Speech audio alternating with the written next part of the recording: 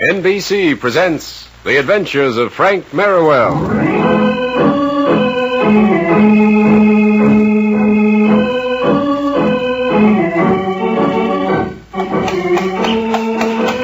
There it is, an echo of the past, an exciting past, a romantic past, the era of the horse and carriage, gaslit streets, and free-for-all football games. The era of one of the most beloved figures in American fiction, Frank Merriwell.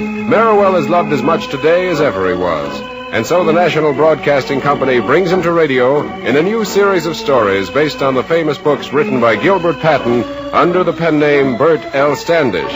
Today, The Surprise Play. This is the big week of Yale's football season, the week of the Harvard game. The coach has been driving his team hard, and now on Thanksgiving morning, Frank and Bart stop briefly at the handsome old house on Whitney Avenue where their friend Inza Burridge lives.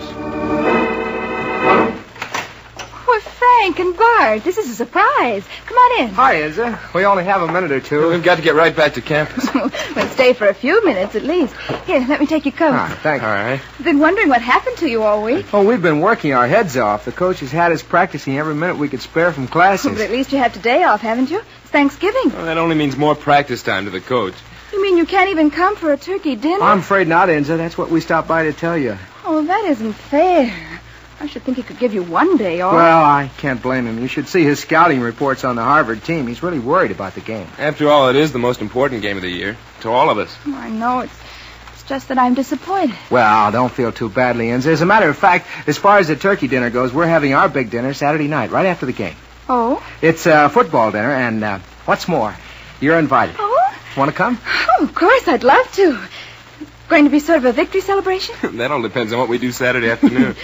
It is the general idea, anyhow. You said you could only stay a few minutes now. Don't tell me the coach has called to practice this early. Well, not quite. We have to go over and see the registrar. You see, Frank wasn't satisfied concentrating on the Harvard game. He had to go and get himself an assignment for an article on the Yale Lit. But it's an important story, Bart. I had to take the assignment. Inza, it's about the new civil engineering school Yale is going to build. Oh, yes, I've heard about that. Have they announced where it's going to be built yet? Well, not yet. That's why we're going to see the registrar. If we can get the article written in time, we can put it in next week's Yale Lit. I don't know how Frank gets mixed up in all these things, but he does. Well, I'm sorry about the Thanksgiving dinner, Inza. Oh, that's all right. We'll celebrate it Saturday night. By that time, you'll have beaten Harvard, and we'll have an added reason to be thankful. No doubt about it.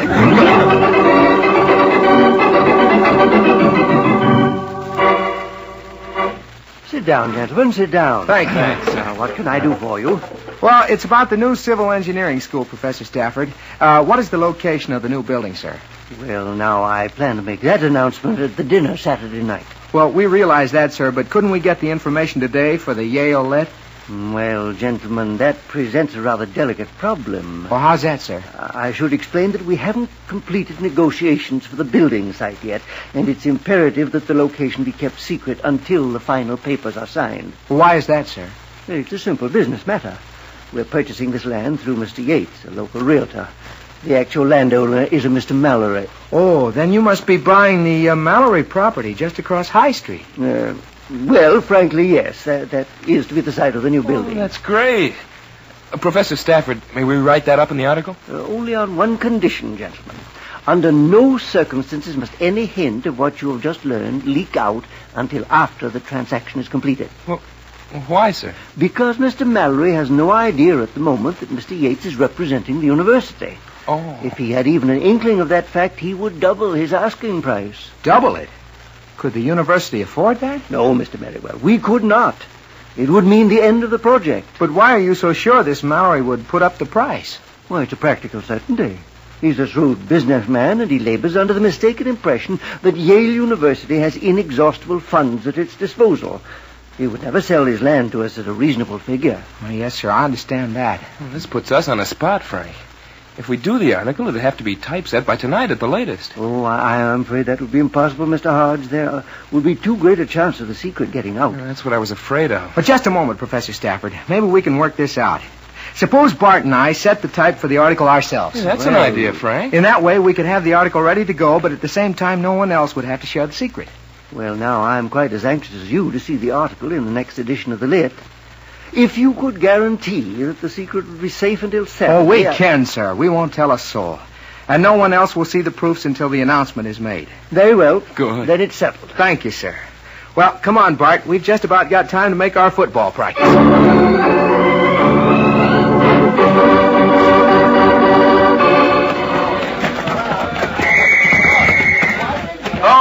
No, that's not it. Still not getting that timing right. First team, back here. Okay, Coach. Now, look, men. I'm not worried about our attack right now. If you keep driving and blocking like you've been going all week, we can move that ball against Harvard. But that won't help if you can't stop them. Especially if you can't stop those wide end sweeps. Well, it's a tricky play to stop, Coach. The scrubs keep turning our left end. And what do you think Harvard will do? Especially with that halfback Donnelly carrying the ball. Now remember, you've got to turn the runner to the inside. Now, I'm going to have the scrubs run that once again. Let's see you stop it. Come on, team. Let's show it. All right, scrubs, run it again. Signals! 34, 6, 4, 3, hike, 1, 2, 3. Come on, Harry. Turn him in. That's it. Make the tackle, Bart. That's it. That's it. A lot better. Now, you handle those plays that way on Saturday, and you won't have a thing to worry about. But don't forget, one slip and those fast Harvard backs will be off to the races. All right, that's all. Get to the showers. Nice tackling, Bart. Oh, thanks. Well, that was some workout, wasn't it? Yeah, pretty tough, but I don't blame the coach. We'll have to go some to take Harvard. Oh, we better take them. Otherwise, our whole season will be ruined. I know. Incidentally, Inza volunteered to come over and help us at the Lit office tonight. Well, you didn't take her up on it, did you? Well, of course. We can use all the help we can get. Well, I know, but what about the secret? Professor Stafford made us swear not to tell anyone else about it. Well, we don't have to let her know about that. I'm going to let her type up the ad copy for us. That'll free us to spend all our time getting up the proofs on the article. Oh, that's all right, then. Say, if we're going to get over there in time, we better get dressed in a hurry.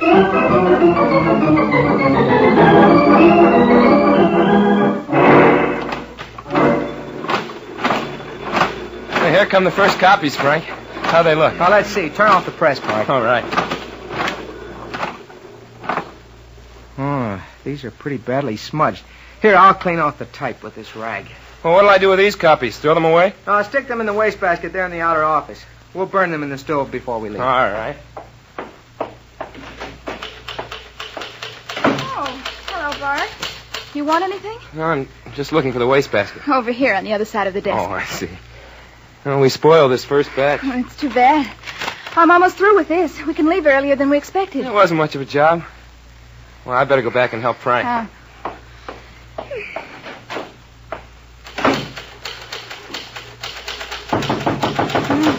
Wonder who that is. Yes? I saw the lights on up here while I was passing the office. I wonder if you people could help me out. What is it you wanted? Well, my name is Mallory. I had an ad in the Yale Lit last week, and I'd like to get the cut for it. I want it run in another paper. Oh, what sort of an ad was it, Mr. Mallory? A real estate ad. You must have it here somewhere. Let me see. Yes, it seems to me to remember it. Won't you come in a minute? Oh, thank you. Come in, son.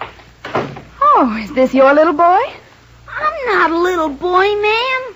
I'm almost 8 years old. Oh, my goodness, you are getting along, aren't you? Yes, ma'am. My name's Jimmy Mallory. What's yours? Inza Burridge. I'm very glad to meet you, Jimmy. Same here. About that ad. Oh, yes. Now, let me think. I'm only helping out here tonight. I don't know exactly where they keep the old cuts, but... Oh, yes, I remember where I saw that. I think it was just over here. Find it, ma'am? I think so. Is this the cut you meant? Looks like it. Yes, ma'am, that's mine. There still seems to be some ink on it. We'd better wrap it in something. Here's some paper in the wastebasket. Oh, that's fine, Jimmy. I'll use a piece of that. Here's a sheet. Thank you. Well, that'll do, Miss Burridge. I'll carry it right in my overcoat pocket. Here you are, Mr. Mallory. Much obliged. Good night. Good night, sir. Good night, Jimmy. Good night, Miss Burridge. Oh, a cute little fellow. Let's see now. Where was I? Oh, yes, just finishing this. There, that's done. Well, that's that. How are you doing, Ensign? I just finished, Frank. Oh, so did we. Guess we're ready to shut up shop. What in the world have you two been working on that's so mysterious? Oh, we can't tell you, Inza. Not now, at least. Well, I'd better lock these copies in the safe until morning. All right, I'll burn the papers in this basket. Then we can clean up.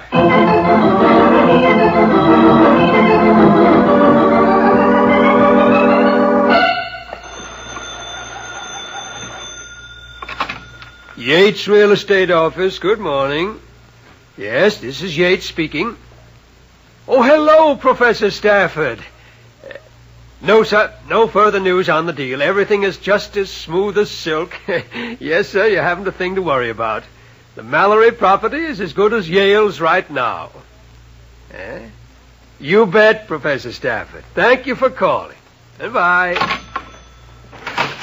So, there you are, Yates. Oh, hello, Mr. Mallory. I was just talking about your property. Oh, you were, eh? Well, let me tell you something, Yates. Mr. Mallory, what's the trouble with I'll tell you what the trouble is. I'm doubling my price. What's that? Thought you could trick me, didn't you? Thought you could get me to sell my land real cheap. My client offered you a fair price. You've nothing to complain about. I haven't, eh?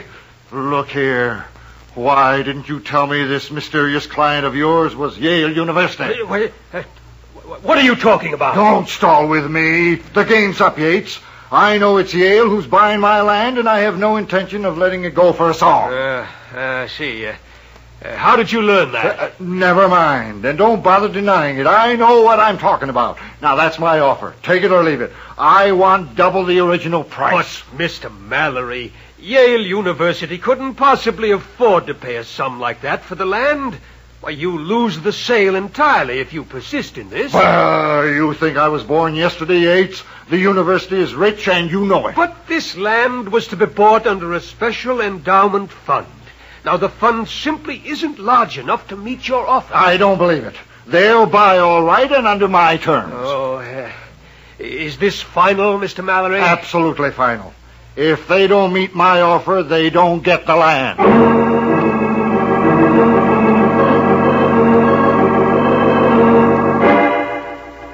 This is disastrous, Mr. Yates. Disastrous. I warned you that the utmost secrecy was imperative in this thing. I know that, Professor Stafford. You don't think I told him, do you? No, of course not. But you and I were the only people in the world who knew the full details. Outside of the Board of Trustees, of course. Unless... Why, of course. Merriwell and Hodge. What's that? You mean they knew about the deal? Yes. They had the information in order to prepare a special article for the Yale Lit. Well, there's your answer, then. I can't believe it. They're both extremely trustworthy young men. I was positive they wouldn't breathe a word of this to anyone. Well, Professor, it's easy to get fooled on things like that. Now, what about the purchase? Well, it will have to be cancelled, of course. Oh. Frankly, I don't know how... Shall I get it? Yes, if you please. Certainly. Merriwell. Oh, we'd like to see Professor Stafford if he's not busy. Merriwell and Hodge. Come in. Yes, sir. So, these are the two who spilled the beans. What? What do you mean by that? We just came over to show you these proofs for the story, Professor Stafford. You can forget the story now, gentlemen. Thanks to you, Yale will have to wait a few more years for its new civil engineering school. A few more? What happened, Professor Stafford? Gentlemen, I'm very disappointed in you both. I had warned you that no hint of the details of this transaction must leak out before Saturday. Oh, we know that, sir. Well, that's why we set these proofs up ourselves. Such word has leaked out, gentlemen, and Mr. Mallory has doubled his price as I feared he would. Naturally, we're forced to cancel the whole business. Yes, and all because of you two kids. Because of us, but we didn't tell anyone of it. Well, not a soul. That's the truth, sir. And I wish I could believe you. Unfortunately, you are the only ones who could have let the information slip. But I swear we didn't tell anyone at all, sir. Here, let me have a look at those proofs you've got there. Let him see them, Bart. Oh, here you are. Yeah, I thought so. Here's your answer, Professor Stafford. The whole story's right here in black and white for anyone to see. Well, no wonder Mallory found out. But no one has seen those proofs but ourselves. These are the only copies in existence. I swear it, sir. You mean that no one other than yourselves has laid sight on these proofs? No one, sir. You've got to believe us. That's a likely story. Nevertheless, I believe them, Yates. But you... Mr. Merriwell and Mr. Hodge have a reputation for high integrity. If they say no one has seen the proofs, then no one has. Thank you, sir. How do you explain the leak, then? The information came from somewhere. I cannot explain it, Mr. Yates. However, the question is merely academic now. The fact remains we've lost our chance. If anyone's to take the blame in the eyes of the Board of Trustees, I must do it. Oh, gosh, Mr. Professor Stafford, I don't know what to say. Don't say anything, gentlemen. You are excused.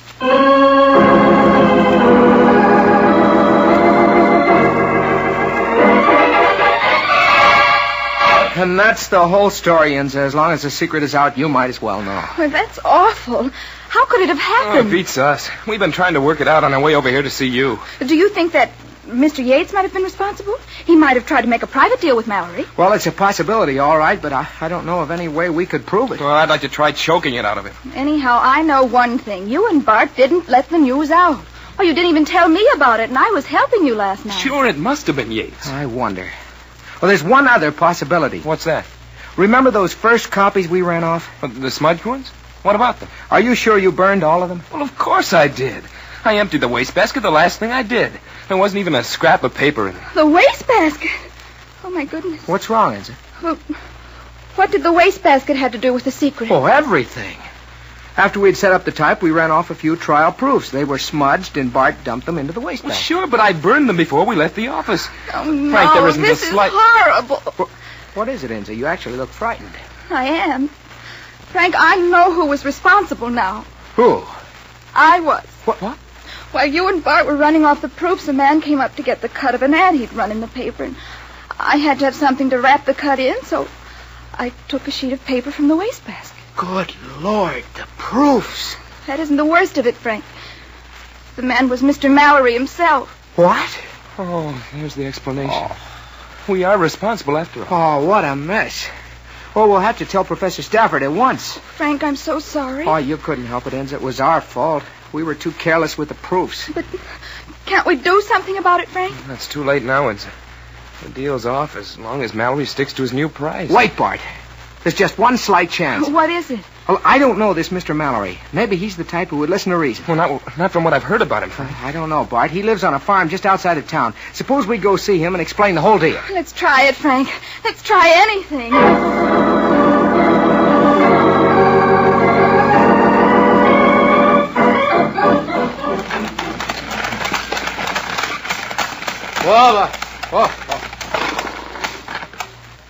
Here we are.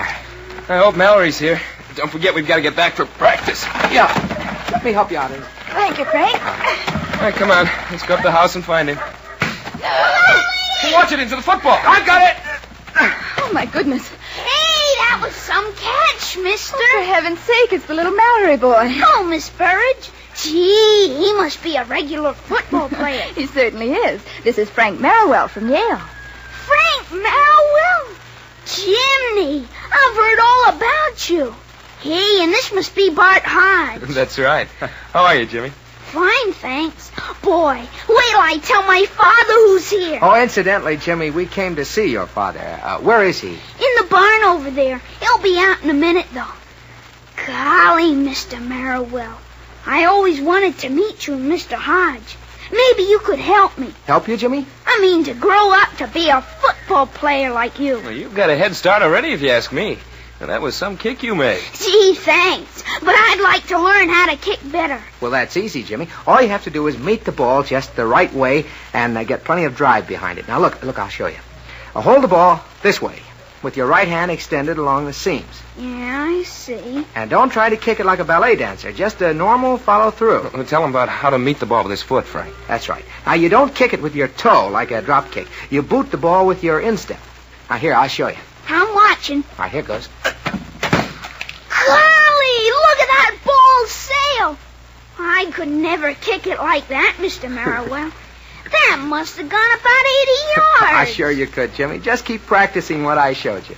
I sure will. I wish I could see you two playing a game, though. Well, it's a little late for that, Jimmy. Tomorrow's the last game of the season. Gee, that's too bad. Would you really like to see it, Jimmy? Would I? Yeah, but what's the use? Like Mr. Hodge says. It's too late now. Oh, I don't know. How about those 2 tickets you were saving for your father, Bart? 2 tickets? Golly! That's right. He can't make the game, and it'd be a shame to waste them, wouldn't it, Frank? Do you think your father would take them, Jimmy? You bet he would. Hello Here there. he comes now, you'll see. What's going on, son? Oh, Dad, Would you take me to the Harvard-Yale game tomorrow, would you? The Harvard-Yale game? You dreaming, boy? Where would I get tickets for it? These people want to give them to us. Give them to us? Sure. This is Frank Merriwell, and this is Bart Hodge. You've heard of them, haven't you? Why, sure. Everybody around here has. Glad to meet you, gentlemen. Well, how do you do, sir? Thank you. But what's all this about game tickets? Well, your boy Jimmy is quite a football fan, Mr. Mallory, and we happen to have 2 extra tickets. Oh, you'll take him, won't you, Mr. Mallory? His heart's set on it. Well, now, under the circumstances, I don't see how I can refuse. Yippee!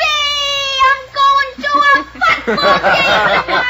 Well, that's mighty nice of you, folks. Well, that's all right, Mr. Mallory. We'll send the tickets over first thing in the morning. But what we really came out here to see you about was that land deal of yours.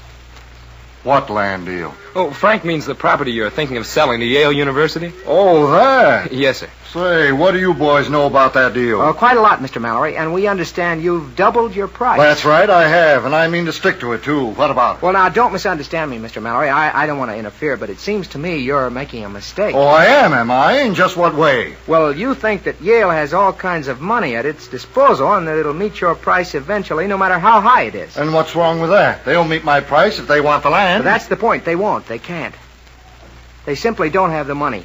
Now, if you insist on the new price, you'll be worse off than you were before, because I can guarantee that Yale will not meet it. And I say they will.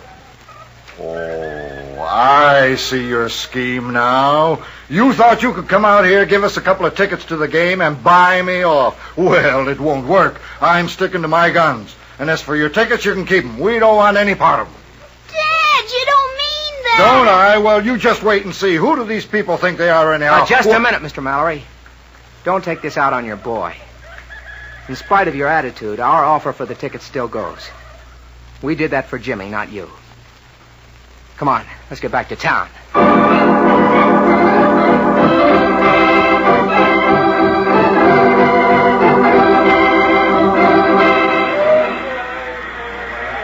Well, Jimmy, I'm glad your father finally agreed to bring you. Are you excited? Oh, yes, Miss Burridge. Aren't Frank and Bart wonderful? I think so. Now watch this next play. Frank is back in punt formation. I hope he gets off one like he did at the farm. Watch this, Dad. Watch Frank kick. I'm watching. He'd better look out for those Harvard linemen. There it goes. Kick it, Frank. Get it away. Oh, a beauty. Wow, all the way back to the 5-yard line. Yeah, but look at that Harvard back. Run with it. Come on, tackle him. Tackle him. Oh, he's getting away. Oh, look, here comes Frank. Smear him, Frank. Smear him. That's it.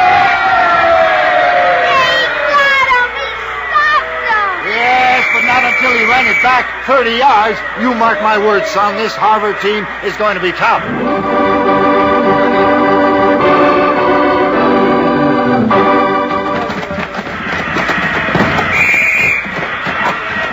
Oh, tough luck, Frank. I missed that block. Oh, it wasn't your fault, Bart. I should have been away on that one. I just can't seem to get Oh, going. they're pushing us all over the field. We've got to start rolling. Well, it's a little late this quarter. The half will be over in 25 seconds. No. Woodward for Merriwell! Substitution. What's the idea of the coach taking you out, Frank? Is he trying to show you up? Oh, I don't blame him. Keep fighting in there, gang. Yeah, right, Frank. Over here, Frank. That's it. What's the matter, Coach? Why'd you take me out? You tell me what's the matter. You're playing like an old woman in there. Oh, I know. I'm sorry.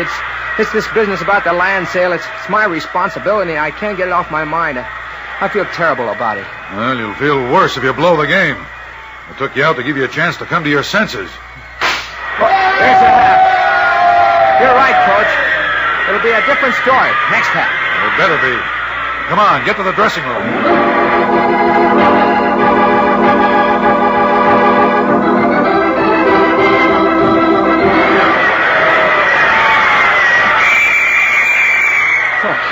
Time's running out on us. The last quarter's almost over. I know, but one touchdown will put us out in front. Now, what do you say, gang? Let's make it this time. All right. Signal. 45, 36, 25, 67. Come on, Frank. I'll get the fullback this time. Hike. 1, 2, 3. This way, Frank. Here it goes. Nice block. That's the one I needed. Hit him more, Frank. Cut. You're in the clear now. Run, Frank. Run. He's over. It's a touchdown.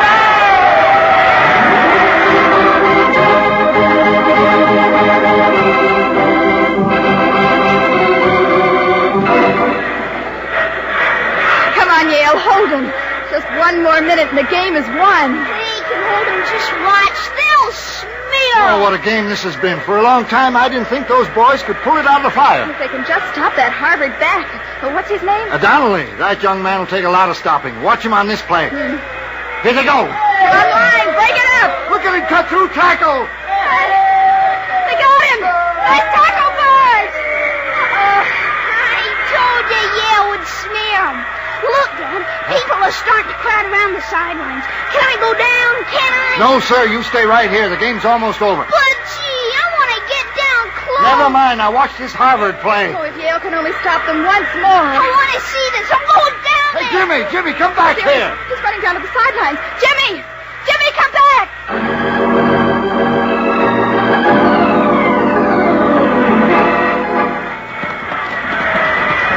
Here they come. That in sweep. Look out, boy. Tackle him. How tight he missed. Tackle him, Frank. It's up to you. I'll get him. I'll stop for you, Frank. I'll get him. Good Lord, Jimmy, get off the field. You'll get hurt. I'll get the runner. Never mind Jimmy, Frank. Tackle the runner. Jimmy, look out. Come here.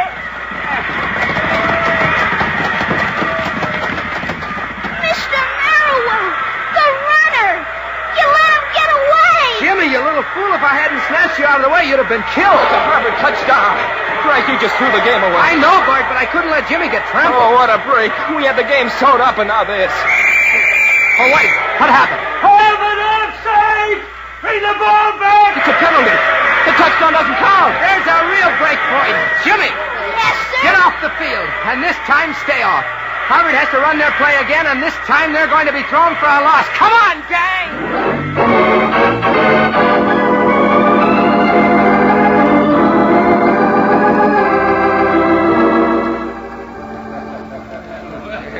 And now, ladies and gentlemen, we are privileged to hear from our guest, Mr. Mallory of New Haven. Mr. Mallory. Mallory? I didn't see him. What is he doing, Frank? Coming here to Thank gloat? you. Let's see. Ladies and gentlemen, I'm no speaker, so I'll make this brief and to the point. I saw something happen today that I didn't believe possible. A young man playing his heart out for Yale in the most important game of the whole year deliberately sacrificed that game, risked making himself the GOAT just to save a little boy from getting hurt. Fortunately, Yale won anyhow, but the fact remains it was the most outstanding piece of real sportsmanship I've ever seen. And I don't say that just because the little boy happened to be my own son. My goodness. Mr. Mallory has a heart after all. Now, I say that any university which produces a young man like this deserves every bit of support it can get. That's why I have changed my mind and decided to donate absolutely free the land for Yale's new civil engineering school. Oh, what a wonderful gesture. It certainly is. Aren't you proud of your father, Jimmy? Why, sure, I guess I am. But I'm proud of you, too, Frank. After all, you won the football game.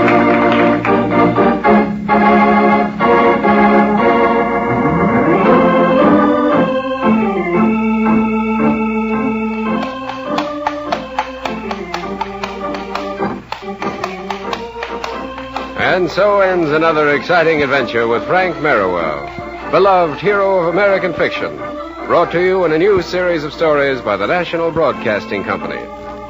And be sure to listen again next week at this same time when Frank Merriwell returns in another of his celebrated exploits. Frank is played by Lawson Zerbe, Bart is Hal Studer, and Inza is Elaine Rost. Other members of the cast were Edgar Staley, Joseph Boland, John McGovern, Richard Keith, and David Anderson.